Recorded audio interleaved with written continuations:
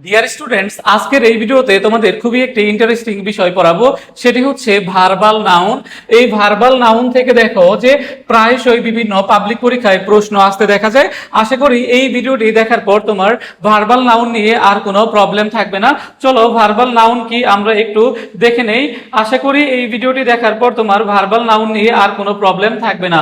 তো এই ক্ষেত্রে তোমাদের পরীক্ষার জন্য যে বিষয়টা মাথায় রাখবে যে দা এবং অফ এর মাঝে যদি ভার্বের সাথে আইএনজি থাকে, দা এবং অফ এর মাঝে যদি ভার্বের সাথে আইএনজি থাকে, সেটাকে সাধারণত আমরা কি হিসেবে চিনি?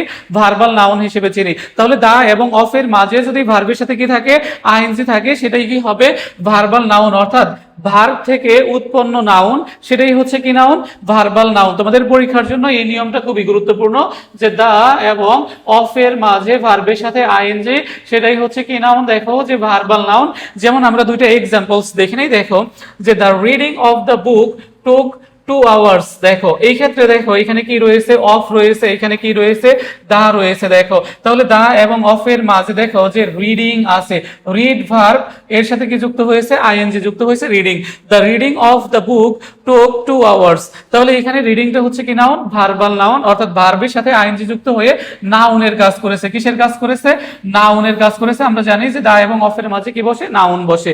তারপর দেখো the building of the bridge took 2 years। দেখো তাহলে এখানে দেখো যে দা এবং কিসের মাঝে? অফ এর মাঝে দেখো যে কি রয়েছে? বিল্ডিং। দেখো বিল্ডিং। তাইলে এই ক্ষেত্রে দা এবং অফ এর মাঝে কি রয়েছে? ভার্বের সাথে আইএনজি রয়েছে। তাহলে এখানে এটাও হচ্ছে কি নাউন? দেখো ভার্বাল নাউন, এটা কি হয়ে গিয়েছে?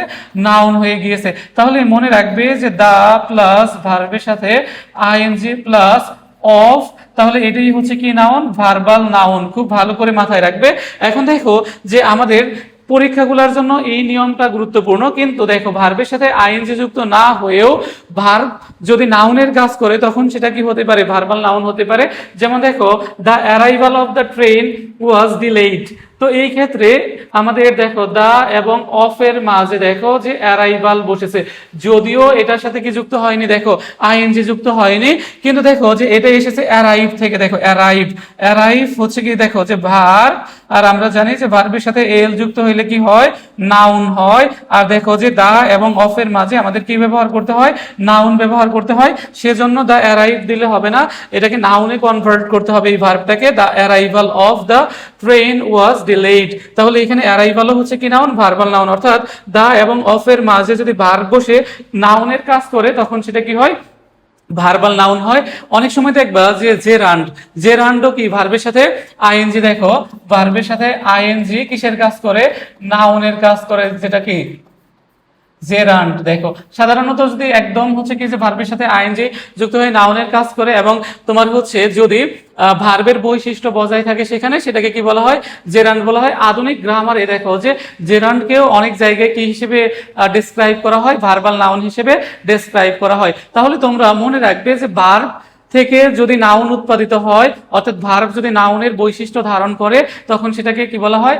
ভার্বাল নাউন বলা হয়। কিন্তু তোমাদের পরীক্ষার জন্য সবথেকে গুরুত্বপূর্ণ হচ্ছে দা এবং অফের মাঝে ভার্বের সাথে আইএনজি, সেটা হচ্ছে ভার্বাল নাউন। এছাড়াও দেখো দা এবং অফের মাঝে যদি ভার্ব নাউন হয় তখন কি কি হয়? সেটাও কি হয়? ভার্বাল নাউন হয়। এছাড়াও আধুনিক গ্রামারে জেরানটাও কি ভার্বাল নাউন হিসেবে কি করে? কাজ করে। এই জায়গাটা ক্লিয়ার রাখবে। আশা করি সকলেই বুঝতে পেরেছে।